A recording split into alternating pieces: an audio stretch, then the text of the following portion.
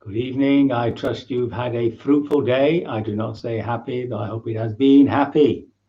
Namo tassa bhagavato arahato samma sambuddhassa. Namo tassa bhagavato arahato samma sambuddhassa. Namo tassa bhagavato arahato samma sambuddhassa. Homage to the Buddha, the blessed, noble, and fully self-awakened one. So I wanted to carry on with Rahula. There are 3 discourses to Rahula. The last one was given to him when he was 21 plus. So you can't become a fully ordained monastic until you're 21. Until you're 21, you are a samanera, a lower ordination. And on that one, he basically repeats the discourse on anatta, not self. And it is said that after that, or shortly after that, or within a decent time after that, Rahula becomes fully liberated.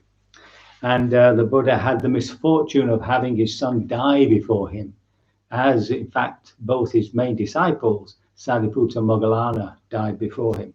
So a bit of sadness there. But at the age of around about 18, he gives him a second discourse, and this is called the Greater Discourse to a Rahula. So he's at Savatthi again, at the Jeta's Grove, and Anathapindika's Park. That's the one he bought off Prince Jeta with a field of gold, it seems. When it was morning, the Blessed One dressed, and he'd taken his robe and bowl, set out for Savatthi, and Rahula, also dressed and taking his robe, followed close behind the Blessed One. Then the Blessed One looked back and addressed Venerable Rahula. Rahula, any kind of material form whatever, whether past, future, or present, internal or external, gross or subtle, inferior or superior, far or near, all material form should be seen as it is with proper wisdom. This is not mine. This I am not. It's not me. And this is not myself. Now, Rahula then says, only material form, Blessed One. And the Buddha says, no, there's also feeling, perception, habits or mental or volitional formations, and consciousness. So those are your 5 aggregates, if you remember. But he didn't mention that. He only mentioned the body. So although it's put here as material form, he's obviously talking to Rahula about the body. So the body, past, future, present, gross, my body, other people's body, the whole thing should be seen as it is. This is not mine, doesn't belong to a me. It's not me, and it's not myself. Now Rahula says, who would go to town? This he says to himself, who would go to town for alms today when personally admonished by the Blessed One? And thus he turned back and sat down at the root of a tree, folding his legs crosswise, setting his body erect, and establishing mindfulness. So now it's obvious that at the age of 18, that dreadful devil and drug as testosterone has got into him. And the Buddha's noticed that he has an eye out for likable objects, shall we say. And he's afraid that his son might return to the household life. And so he's now giving him, shall we say, instructions on how to overcome such desires. Anyway, while he sat there, Sariputta sees him.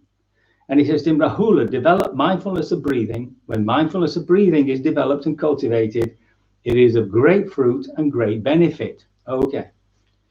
Then, when it was evening, the Venerable Rahula rose from meditation, went to see the Blessed One. After paying homage, sat to one side. Venerable Sir, how is mindfulness of breathing developed and cultivated so it is of great fruit and great benefit?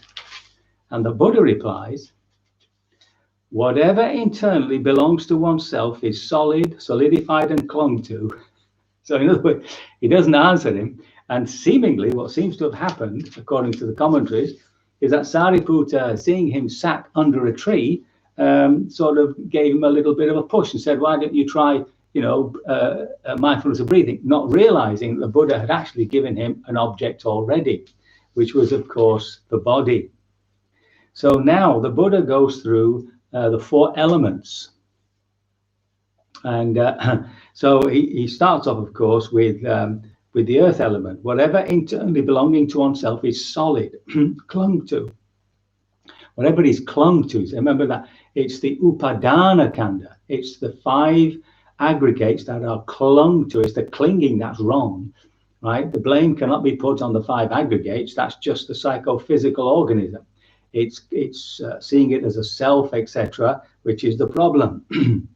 There is head hair, body hair, nails, teeth, skin, flesh, sinews, bone, bone marrow, kidneys, heart, liver, diaphragm, spleen, lungs, large intestines, small intestines, contents of the stomach, feces, and whatever else internally belonging to oneself is solid, solidified, and clung to. That is the internal earth element. So, and then he says it should be seen simply as earth element. That solidity should be seen just as solidity. And when one sees it actually in its proper wisdom, one becomes disenchanted, right? It loses its witchy craft over you. So disenchanted with the other and makes the mind dispassionate towards it. In other words, doesn't get caught up in the body. So that's his first bit of advice. And then he looks at the water element. Whatever it is, internal water, so whatever is watery and clung to, bile, phlegm, pus, blood, sweat, fat, tears, grease, spittle, snot, oil of the joints, urine, and whatever else there is. He doesn't let you off, does he? He gets down to the nitty gritty. And again, he says, what you have to see it with proper wisdom. It's not mine. It doesn't. This is not what I am, and this is not myself. And again, when you see this as it really is, you become disenchanted, and your mind is dispassionate about what is the water element actually. Okay, so dispassionate means non-attachment. Then, of course, he says the fire element. The fire element, he said, whatever is internally belonging to oneself is fire, fiery, and clung to. What is warmed and ages. So the fact of aging is considered to be part of the heat and cold element, and is consumed. That by which is eaten, drunk, consumed, and tasted gets completely digested, and whatever else internally or belonging to oneself is fire, fiery, and clung to. And this again should be seen in the same way. It's not me, not mine, etc. And then we become dispassionate towards these things of the body, and the mind cools. Then there's the air element, of course. So whatever internally belongs to air or airiness, upgoing winds and downgoing winds, winds in the belly, winds in the bowel, winds that course through the limbs, in breath and out breath, and whatever else belongs to the air or airy. See, so lots of wind there. Both of the internal and external winds should be seen as it is. It's just movement, right? It's just movement. And when one sees it actually is, then of course one becomes disenchanted and we arrive at dispassion, non-attachment. And then the space element, which in Theravada Buddhism isn't actually an element as such, but it does become so, I think, in the Mahayana tradition. But it's obviously there, space. The space element is either internal or external. So he says, whatever internally belongs to oneself is space or spatial or clung to, and clung to. Holes in the ears, the nostrils, door of the mouth, the aperture whereby what is eaten, drunk, consumed, and tasted gets swallowed, and where it collects, and whereby it is excreted from below. Whatever else is internally belonging to oneself is space, spatial, etc. And again, it's not mine. I am not that, and it doesn't constitute a self. In this way, we become disenchanted and dispassionate. Now, having gone through a way of looking at the body by dividing it into its various elements, and therefore by that way of deconstructing it, losing that sense of attachment to or identity with it, right? Having done that, he now goes through them again, only this time to show how they can be used. So this is an instruction also to us. Develop meditation that is like the earth. For when you develop meditation like the earth, arisen, agreeable, and disagreeable contacts will not invade the mind and remain. Okay? So there's your phrase. With all these elements, if they are developed, if you develop meditation with that element as a simile or as a metaphor, then you'll find that both what is agreeable, what is attractive, and what is not attractive, what is disagreeable, will not invade the mind. So the mind here is sati, right? Will not invade the mind and remain. Actually, the mind here is what you're aware of. So in other words, this is one way of keeping at bay those particular thoughts. So just as people throw clean things and dirty things, excrement, urine, spittle, pus, and blood on the earth, and the earth is not horrified, humiliated, and disgusted because of that, so too, Rahula, develop meditation like the earth. When you develop meditation like the earth, arisen and disagreeable contacts will not invade your mind and remain. So the sati has to keep, as it were, like the earth, right? To keep it solid, to keep it clean of all these things from entering into it, or a better way of putting that, from not allowing the awareness to become engaged in it, but to remain objective. Develop meditation like the water. For when you develop meditation like water, arisen, agreeable and disagreeable contacts will not invade your mind and remain, just as people wash clean things and dirty things, excrement, urine, spittle, pus, and blood in water, and the water is not horrified, humiliated, and disgusted because of that, so too, Rahula, develop this meditation like water. So again, he's talking about the awareness, being aware of something but not attaching itself to it. Rahula, develop meditation like fire. Just as people burn clean things and dirty things, excrement, urine, spittle, pus, blood in fire, and the fire is not horrified, humiliated, and disgusted by that, develop your meditation as like a fire.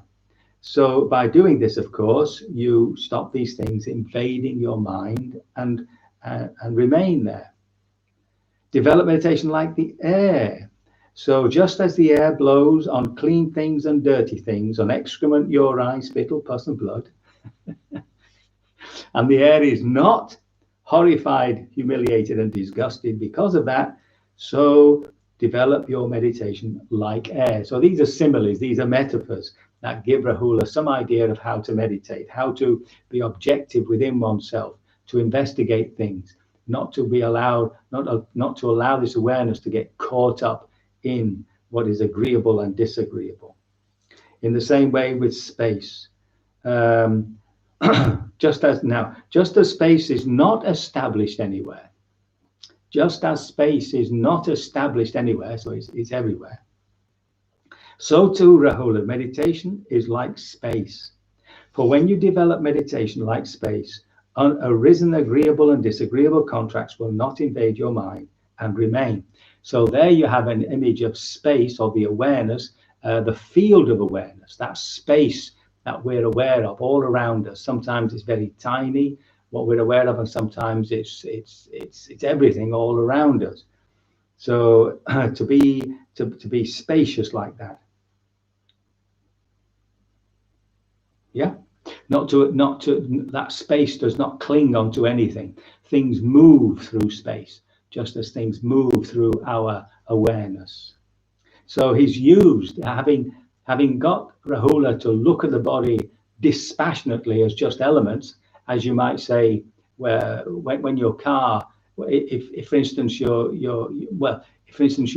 mobile breaks, and you're really sort of upset about it, but when you separate it all into its little pieces, then you see, what's the point of getting upset over a mobile? Something like that. So having done that, he then uses the elements to give us an image of how we ought to meditate. And then having done that, he then invites Rahula to contemplate the four Brahma Viharas, the four illimitables, loving kindness or love, goodwill, I prefer goodwill, compassion, appreciative joy, and equanimity. And then having done that, right, so having undermined dispassion for the body, right, remember he's 18 especially, so he's now dispassionate about the body. He now develops the heart into these wonderful states. And when that is done, he can now return to the body to look at the foulness of the body. And when you develop meditation on foulness, any lust will be abandoned. So if you remember, we went through this a while back, where the Buddha had given a discourse about the foulness of the body to some monks. But somehow he hadn't softened it. He hadn't showed them how to balance it. And they'd gone off and got so upset about the foulness of the body, they'd committed suicide. And some of them had helped others to commit suicide. He's really upset by that. So here he's actually undermining that possibility by having developed the good heart. So the body is to be let go of as a place of sensual delight, as such, to indulge in, right?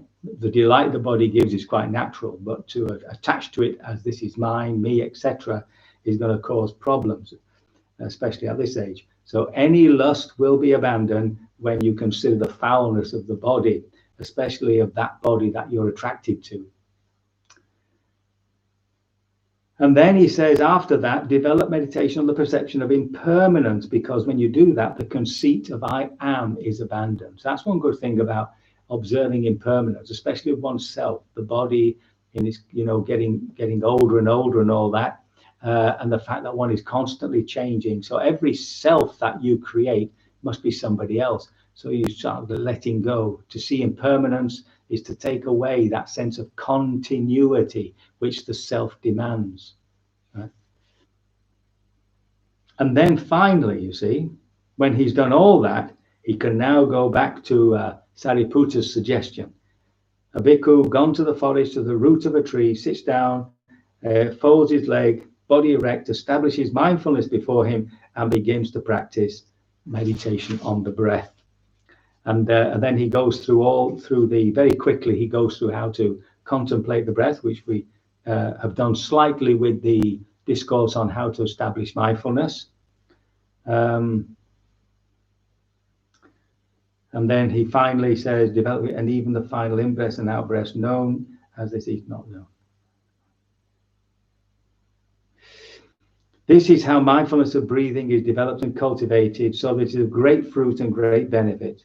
When mindfulness of breathing is developed and cultivated in this way, even the final in-breaths and out-breaths are known as they cease, not unknown. So in other words, our meditation is always about preparing for death. Every out-breath, every end of in-breath, and every out point of the end of an out-breath, these are moments when, these are endings. And so what the Buddha is saying is that this is also a preparation for our final breaths. So that is the greater discourse on the advice of Rahula. I think what we can try to remember is these images of using the elements, but how skillful it is. He's got a young man who's being tempted. And he first of all tells him to deconstruct the body. And then he tells him how to use those very same elements to have some image about what meditation is about. And then to develop the heart with love, with goodwill, compassion, etc. And then when that's done, to return to the body to see its foulness when lust is abandoned. And then finally, in the coolness of the new situation, he can develop mindfulness of breathing. And it would seem that not long after this, the Buddha gave a further discourse. This is when he's 18. So then he gave a further discourse, remember, when he was over 21, when he was actually a fully ordained monastic on not self. That's what it was. I'm not going to read it because we've been through that sort of thing. And he becomes fully liberated. So there's hope for us all. I hope the discourse has been of some benefit. And I can only hope that we, all of us, through our devotion to practice, will become liberated sooner rather than later. Very good. So we can do a little practice.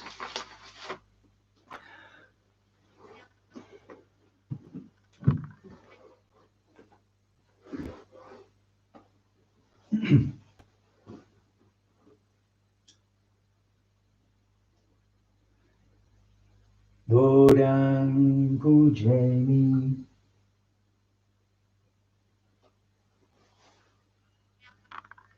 Dhammang Pujami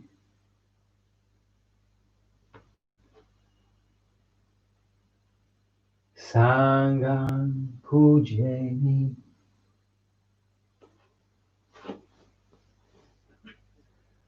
Namo tassa bhagavato arahato samma sambuddhassa. Namo tassa bhagavato arahato samma sambuddhassa. Namo tassa bhagavato arahato samma sambuddhassa. Bodhang saranang gacchami, Dhammang saranang gacchami, Sanghang saranang gacchami, Dutiyampi Bodhang saranang gacchami, Dutiyampi Dhammang saranang gacchami, Dutiyampi Sanghang saranang gacchami, Tatiyampi Bodhang saranang gacchami, Tatiyampi Dhammang saranang gacchami, Tatiyampi Sanghang saranang gacchami. Panati pata veramani sikapadang samadhiyami. Adina dana veramani sikapadang samadhiyami. Kame sumichachara veramani sikapadang samadhiyami. Musawada veramani sikapadang samadhiyami. Suramaraya majjapamadakana veramani sikapadang samadhiyami.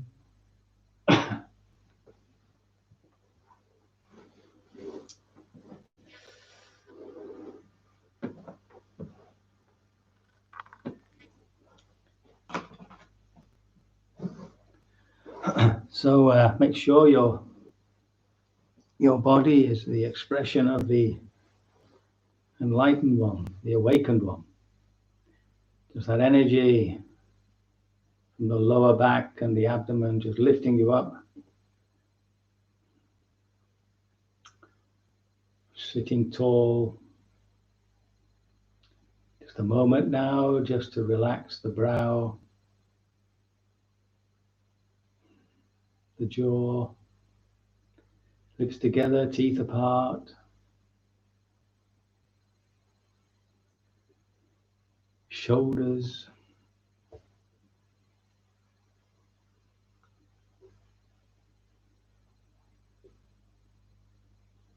Hands on the lap, whatever is comfortable. And acknowledging that posture.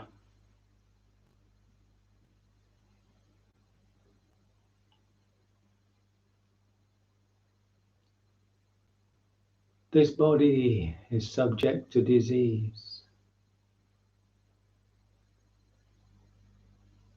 This body is of a nature to fall ill.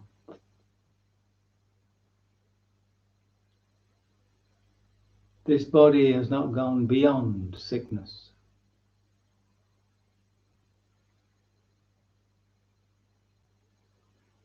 This body is subject to aging.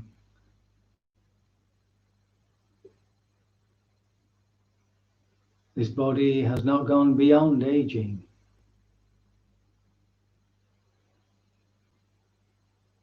This body is now in a process of aging.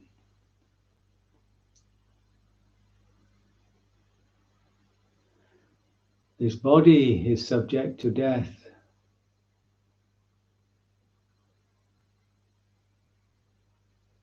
This body has not gone beyond death.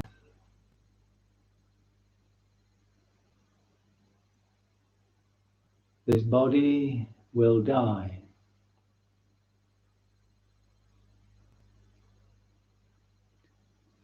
There is the unborn, undying, uncreated, uncompounded.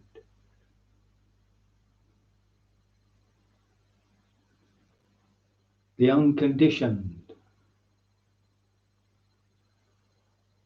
true refuge, harbour and home.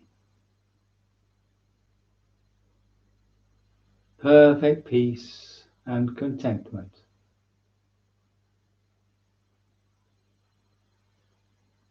Those who are mindful are in the presence of Nibbana.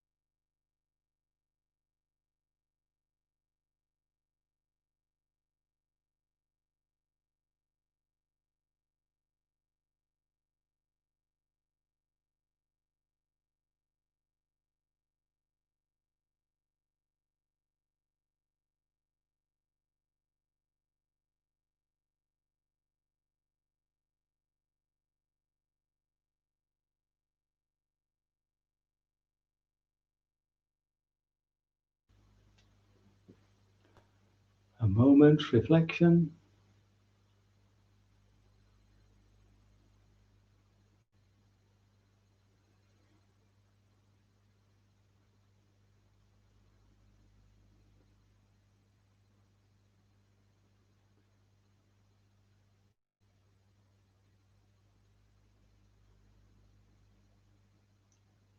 Resolution.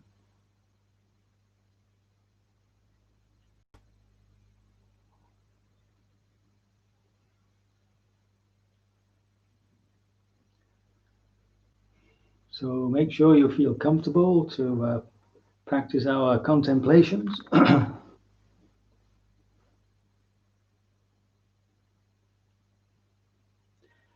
Speaking gently into our own hearts. May I be free of physical pain. May I be free of mental distress.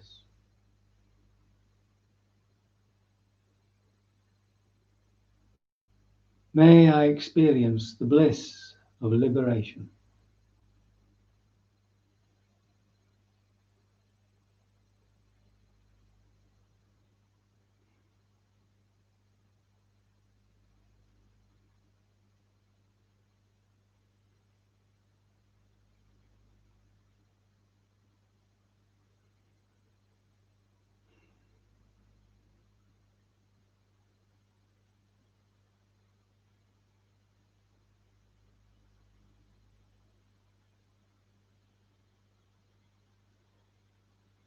Bringing to mind someone we know who's having a hard time.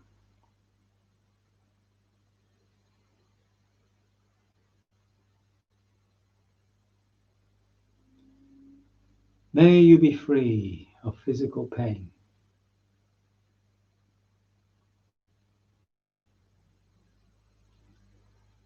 May you be free of mental distress.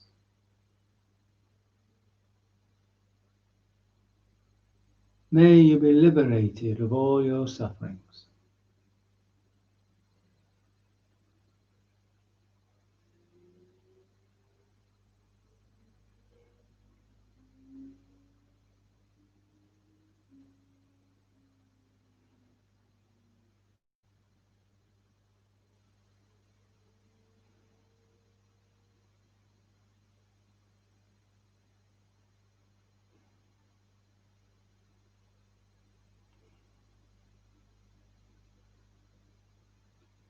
And there are all those at this moment who are sick and or suffering from mental illness.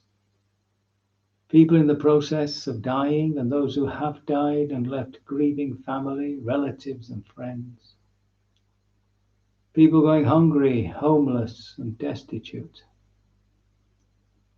Those having to deal with severe personal and interpersonal difficulties.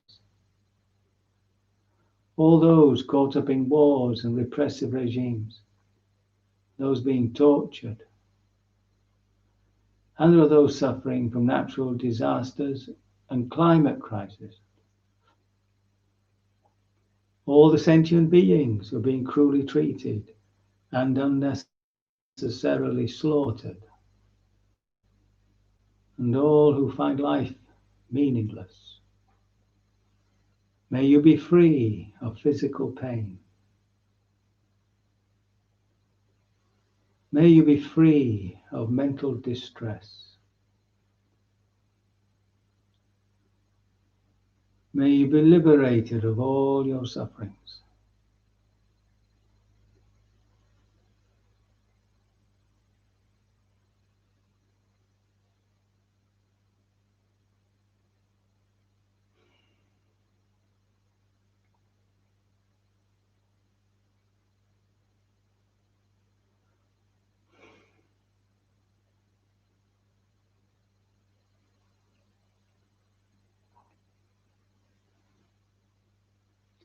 Radiating our compassion to all beings in all directions.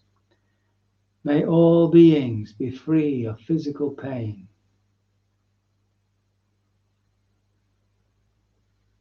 May all beings be free of mental distress.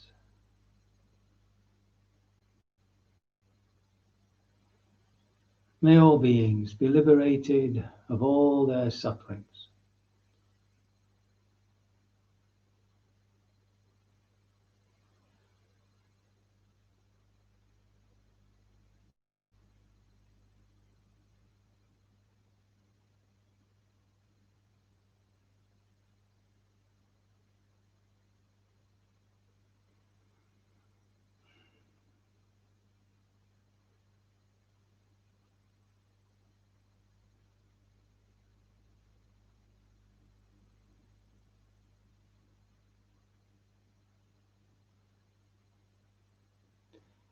Bringing to mind now moments of joyfulness we've experienced today.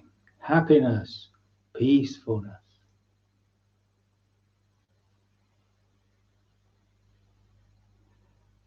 May I be joyful. May my joyfulness increase.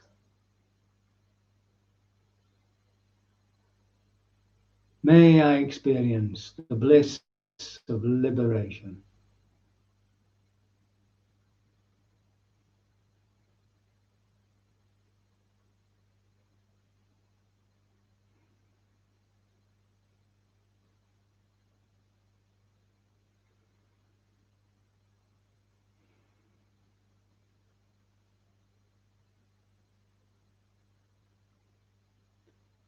Bring to mind someone we know has cause to be joyful.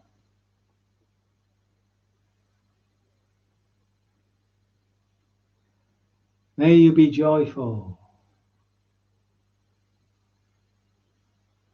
May your joyfulness increase.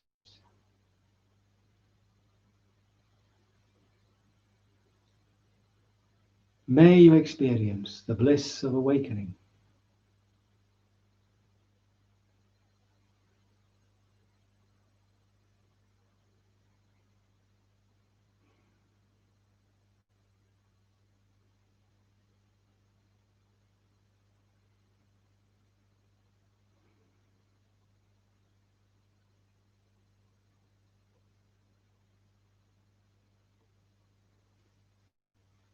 And for all those at this moment who are content and happy with their lives, enjoying the warmth of friendships, delighting in art and nature, hobbies and so on, have meaningfulness in their work, enjoy the fruitfulness of their spiritual practice, and rejoice in the success of others.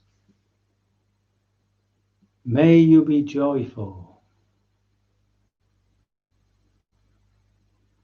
May your joyfulness increase. May you experience the bliss of Nibbana.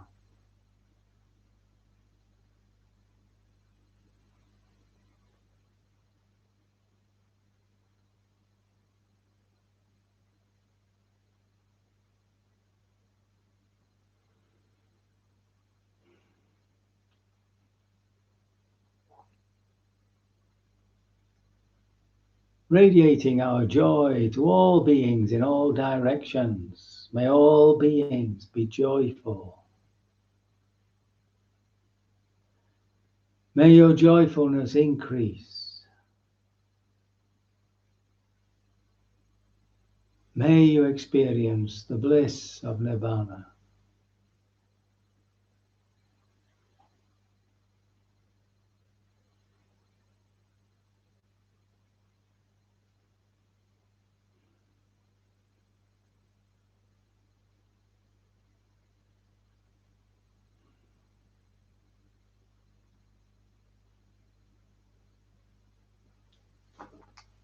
Allowing these words of the Discourse on Goodwill to flow through us.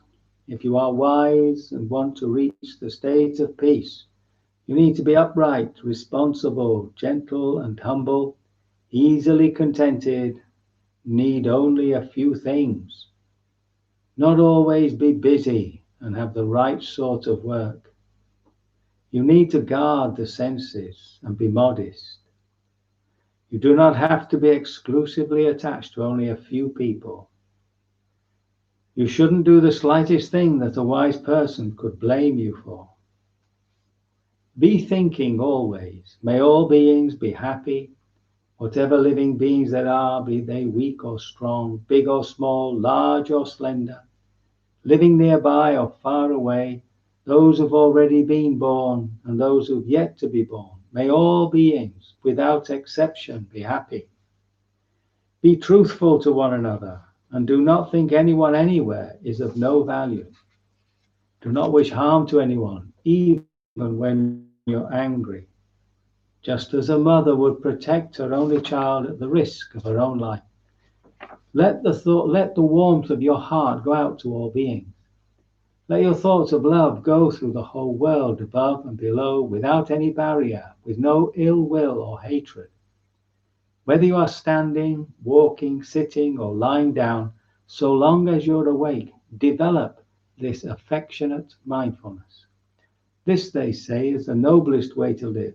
And if you do not fall into unskillful ways, but live well and develop insight, and are no longer attached to all the desires of the senses, then truly you'll never need to be reborn into this world again. Please join me in the chant, or if you will, using these traditional blessings. May you be safe, well and happy. May you live contented in harmony with the world. Karaniyang gata kusalena yandang sandang padanga bisamecha sakojucha suhujucha suvachoja samudu anatimani santu sakocha subharocha apakichocha salahu kauti Santendrocha nipakocha apagabokulesu ananukito Nachakudan samachare kenchi Yena winyu pare upawadeyom Sukino wa kemi no hontu Sabe sata bawantu sukitatam Yeke pana bhutati tasawata warawa anawase sam Diga wa ye mahanta wa majima rasa kanukatula Dita wa ye wa adita ye chadure wa santi avidure Buddha wa sambhavesi wa Sabe sata bhavantu sukhitatam Naparo parani kubeta Nati manyata katachinen kenchi Biyaro sana patiga sanya Nanya manya sadukangi cheya Matayatani ankutang Ayusai kaputang anurake He wampi sababhutesu Mana sambhavaye aparimanam Metencha sabbalokasmin Mana sambhavaye aparimanam Udhangadocha tiriyancha Asampatanga veranga sapatam Titancharannisino va sayano va yavatasa vigatamido